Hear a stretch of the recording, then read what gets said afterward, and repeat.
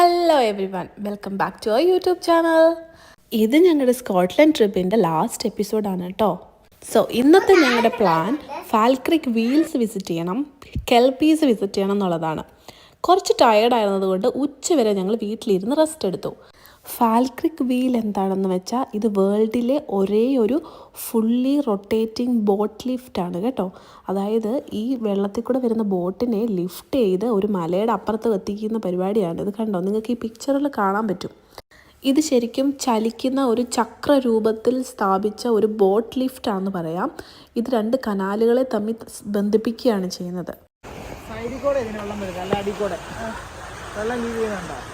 അപ്പുറത്തിനകത്ത് വെള്ളം മൊത്തം തള്ളിക്കാണ്ട്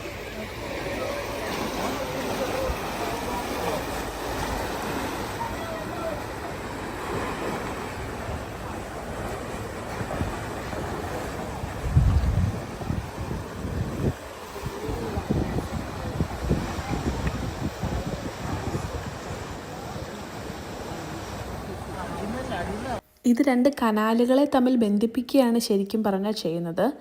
ഈ രണ്ട് കനാലുകൾക്കിടയിൽ 24 മീറ്റർ അല്ലെങ്കിൽ 79 അടി ഹൈറ്റാണ് ഈ രണ്ട് കനാലുകൾ തമ്മിലുള്ളത്. ഇപ്പോൾ കണ്ടോ, ഈ ഫാൽക്രിക് വീലിലേക്ക് ഒരു ബോട്ട് ഇങ്ങനെ കയറാൻ പോവുകയാണ്. ഈ അത്ഭുതം കാണാൻ ഇവിടെ വരുമ്പോൾ ഇത് മാത്രമല്ല കേട്ടോ, ഇതിൻ്റെ അടുത്ത് കുറച്ച് ഷോപ്പുകളും നമുക്ക് അവിടെ നിന്ന് സാധനങ്ങളൊക്കെ മേടിക്കാം. പിള്ളേർക്കൊക്കെ എൻജോയ്മെൻ്റ് ആണ്, അവർക്ക് ചെറിയ ചെറിയ ആക്ടിവിറ്റീസൊക്കെ ചെയ്യാനുള്ള സംഭവങ്ങളൊക്കെ ഇവിടെ ഉണ്ട്. വീഡിയോയിൽ ശ്രദ്ധിച്ച് നോക്കിയാൽ കാണാൻ പറ്റും, ആ ഓറഞ്ച് കളറിലുള്ള ബോട്ട് ഇപ്പോൾ ഏകദേശം അതിൻ്റെ അകത്തേക്ക് കയറിക്കൊണ്ടിരിക്കുകയാണ്. ഇവിടെ നമുക്ക് ബോട്ടിങ് ചെയ്യാനും ഈ ഫാൽക്രിക് വീല് ബോട്ടിൽ കയറിയിരുന്ന് എക്സ്പീരിയൻസ് ചെയ്യാനും പറ്റും കേട്ടോ. പക്ഷേ ഞങ്ങൾ ടിക്കറ്റ് എടുക്കാൻ നേരത്തെ എടുക്കണമെന്ന് ഞങ്ങൾക്ക് അറിയില്ലായിരുന്നത് കൊണ്ട് ഞങ്ങൾക്കത് ചെയ്യാൻ പറ്റിയില്ല, എല്ലാം സോൾഡ് ഔട്ട് ആയി പോയായിരുന്നു. ഇപ്പോൾ ശ്രദ്ധിച്ച് നോക്കിയാൽ കാണാം, ആ വീൽ ഇങ്ങനെ പൊങ്ങി വരാൻ തുടങ്ങിയിട്ടുണ്ട്. സ്ലോ ആയിട്ടാണ് കേട്ടോ ഇത് പൊങ്ങുന്നത്.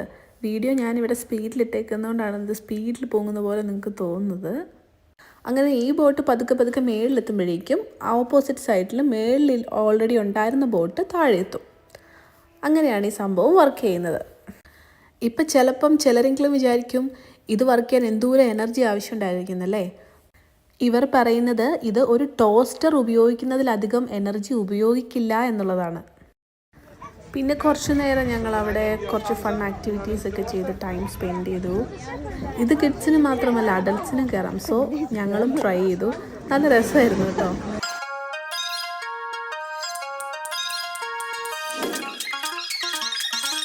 ഇത് ഓരോ കുഞ്ഞു കുഞ്ഞു റെപ്രസെൻറ്റേഷൻസ് ആണ് കേട്ടോ. ഇവിടെ കുട്ടികളൊക്കെ കളിക്കുന്നുണ്ടായിരുന്നു. ഞങ്ങൾക്ക് കെൽപീസ് കാണേണ്ടതുകൊണ്ട് ഇവിടുന്ന് ഞങ്ങൾ കെൽപീസിലേക്ക് പോയി.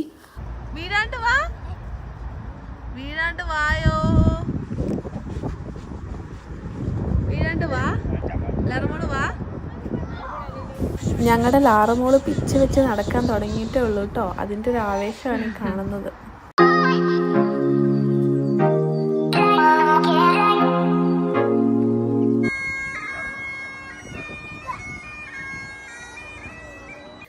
ആസ് യൂഷ്വൽ രാത്രി വീട്ടിലെത്തി ഫുഡൊക്കെ കഴിച്ച് റിലാക്സ് ചെയ്തു.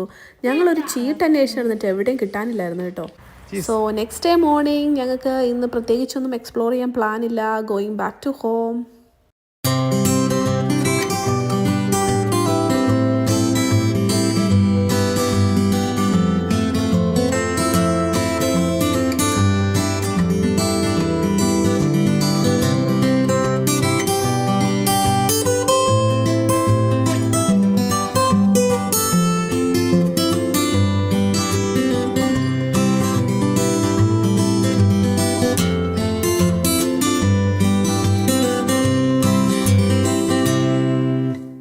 അങ്ങനെ ഇംഗ്ലണ്ടിലെത്തി. ഇത് ഇവിടെ ഈ ബോർഡ് കാണുമ്പോഴത്തേക്ക് ഭയങ്കര വിഷമമുണ്ട് കേട്ടോ, ട്രിപ്പ് തീർന്നു പോയതിൻ്റെ.